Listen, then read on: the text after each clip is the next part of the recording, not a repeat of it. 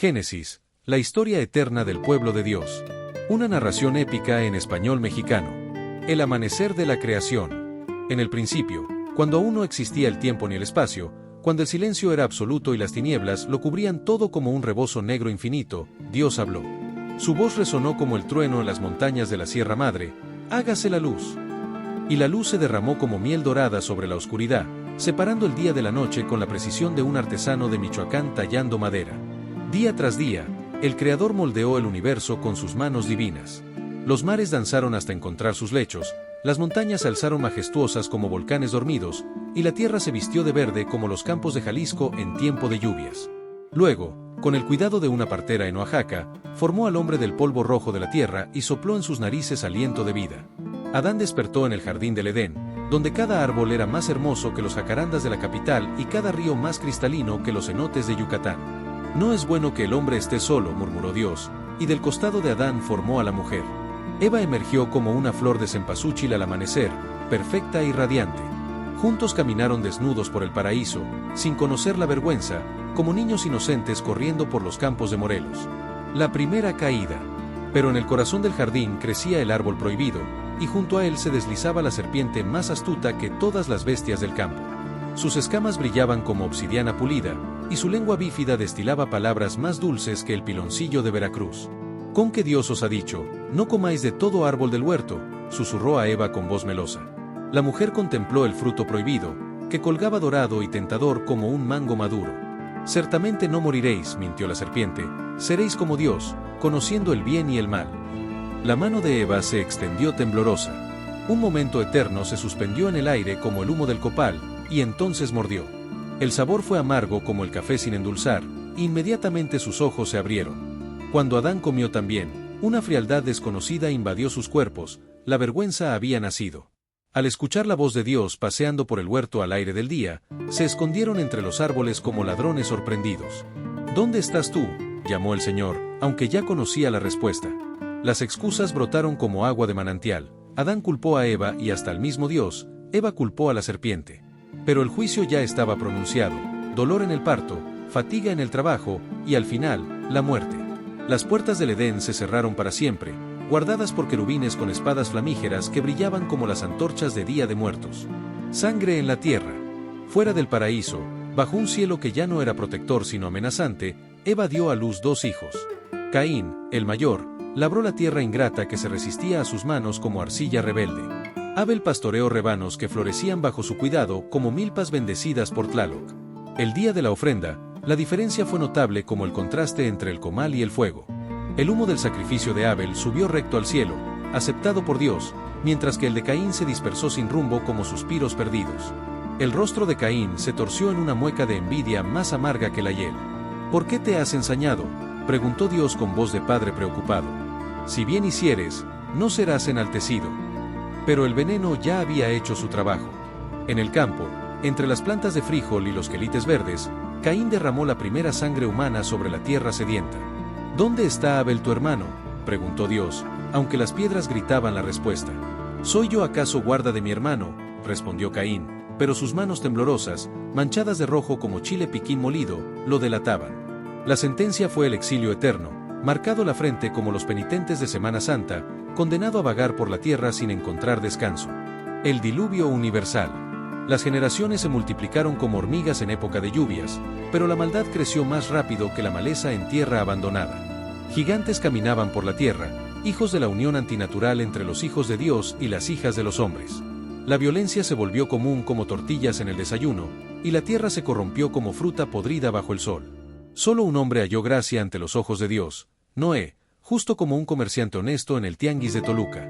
«Hazte un arca», ordenó el Señor, «porque aquí que yo traigo un diluvio de agua sobre la tierra». Por décadas, Noé construyó la embarcación colosal, lejos de cualquier mar, mientras los vecinos se burlaban de su locura como de un loco del pueblo. Pero cuando los animales comenzaron a llegar por parejas, marchando instintivamente hacia el arca como peregrinos a la basílica, las risas se transformaron en inquietud.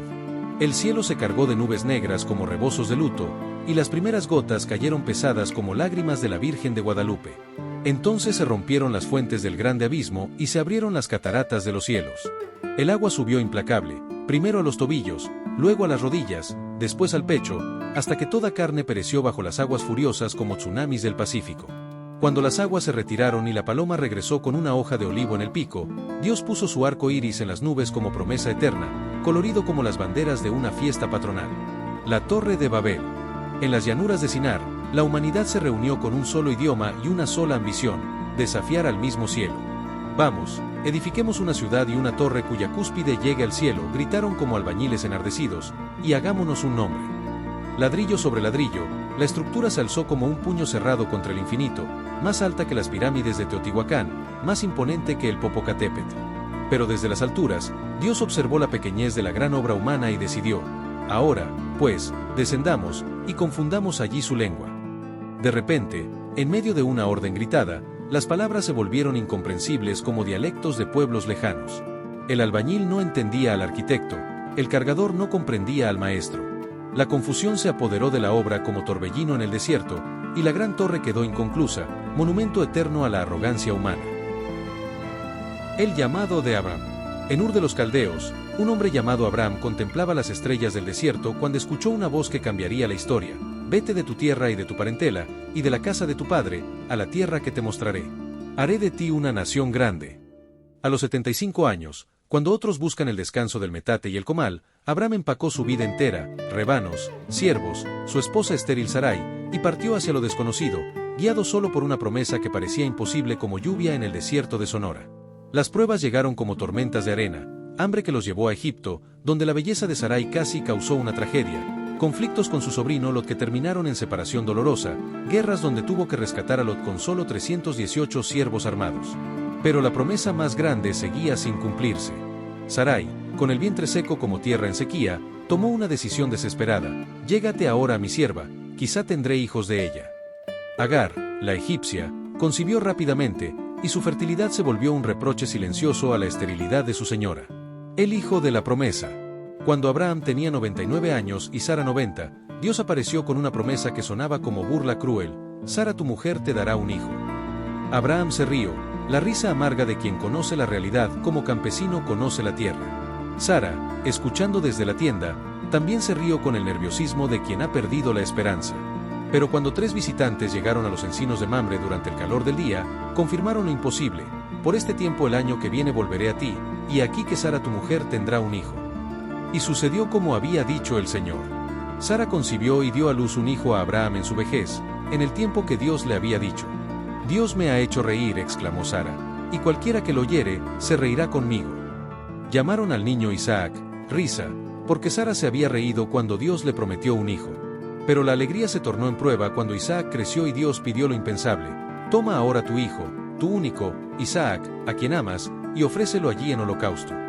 La prueba suprema. 3 días caminaron Abraham e Isaac hacia el monte Moriah, cada paso más pesado que piedras de molcajete. Padre mío, dijo Isaac con la inocencia de un cordero, aquí está el fuego y la leña, mas ¿dónde está el cordero para el holocausto? La respuesta de Abraham tembló como hoja en el viento: Dios se proveerá de cordero para el holocausto, hijo mío. En la cima del monte, Abraham construyó el altar con manos que temblaban como ramas en la tempestad, ordenó la leña como si preparara su propia pira funeraria, y entonces, momento que congeló el tiempo como hielo en el ajusco, ató a su hijo amado. La navaja se alzó, reflejando el sol matutino como espejo de obsidiana, y por un instante que duró eternidades, el destino de la humanidad pendió de un hilo más delgado que fibra de maguey. Abraham, Abraham, gritó el ángel del Señor. No extiendas tu mano sobre el muchacho, porque ya conozco que temes a Dios.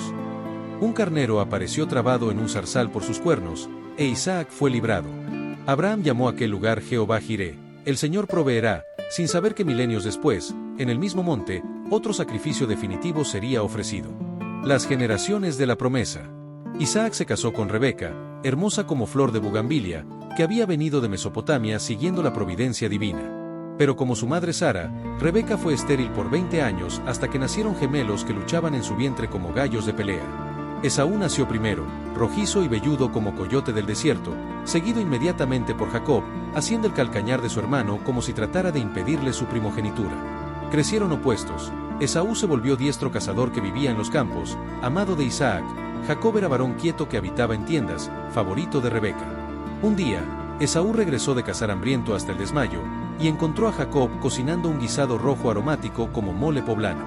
«Te ruego que me des a comer de ese guiso rojo», suplicó Esaú. Jacob, con astucia de comerciante en el mercado de Sonora, respondió: «Véndeme primero tu primogenitura». «He aquí yo me voy a morir», exageró Esaú.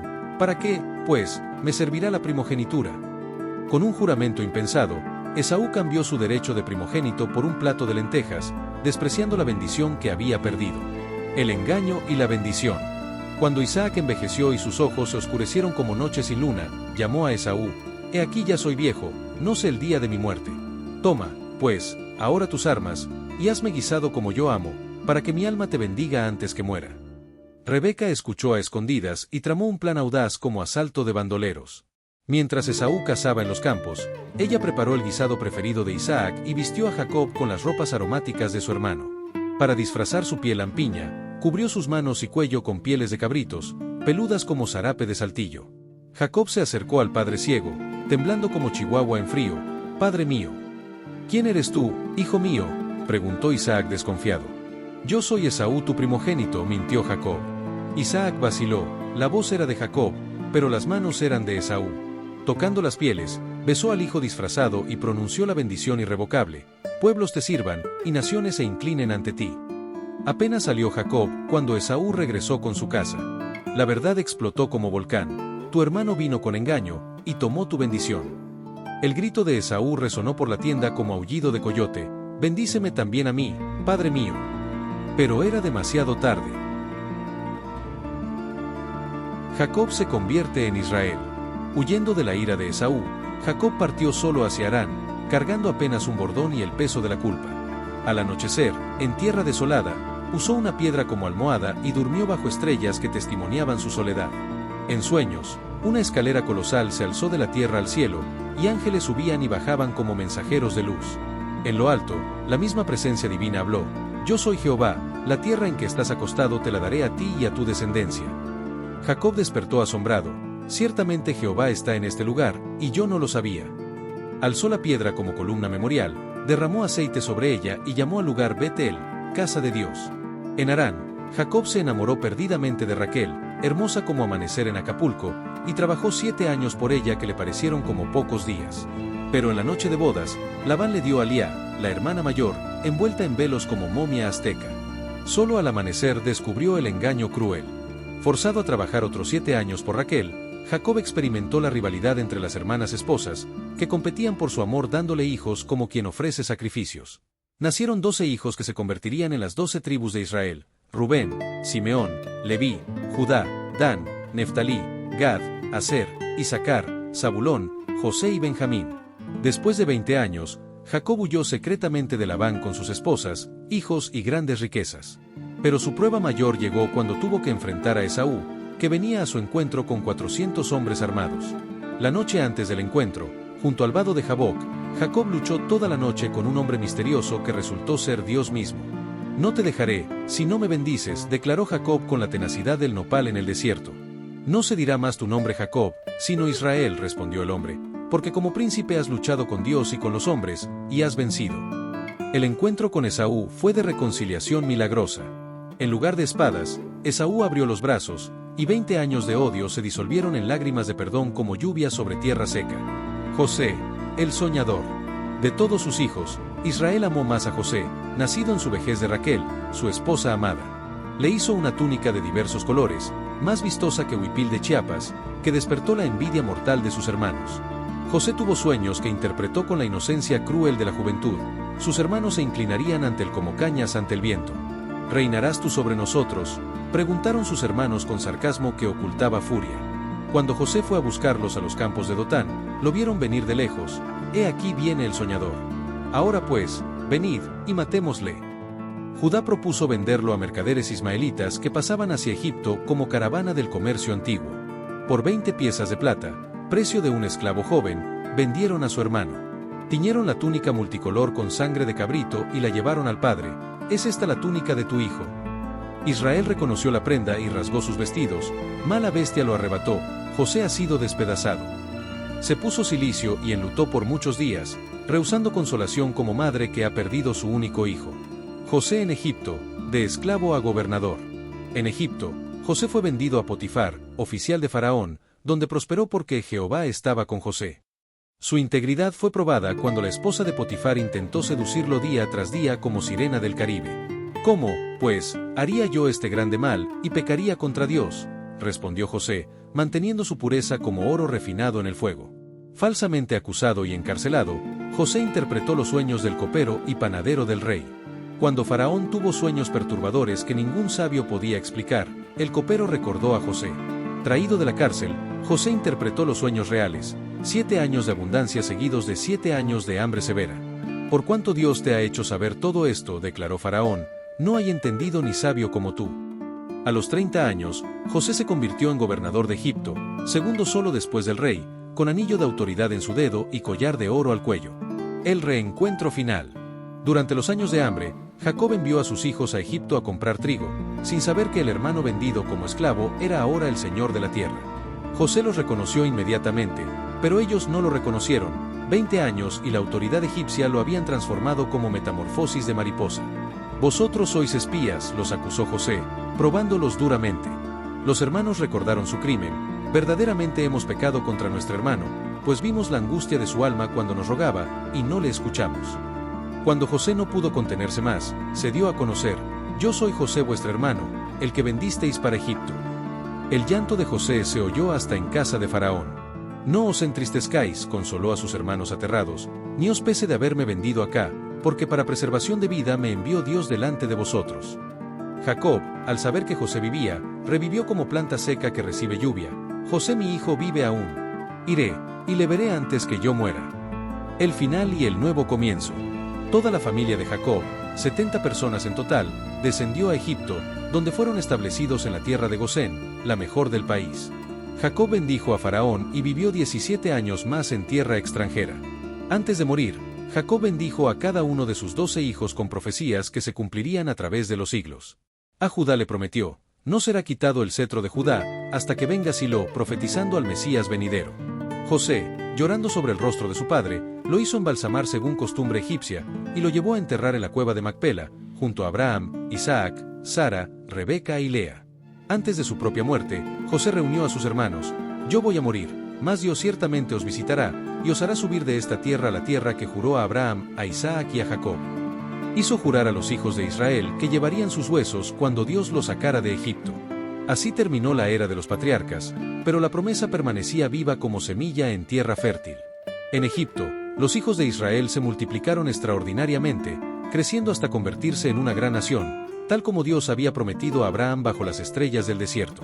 La historia de Génesis concluye, pero es solo el comienzo de la gran epopeya de la redención, que continuará cuando un nuevo faraón se levante que no conoció a José, y el pueblo de Dios clame por liberación desde la esclavitud hacia la tierra prometida.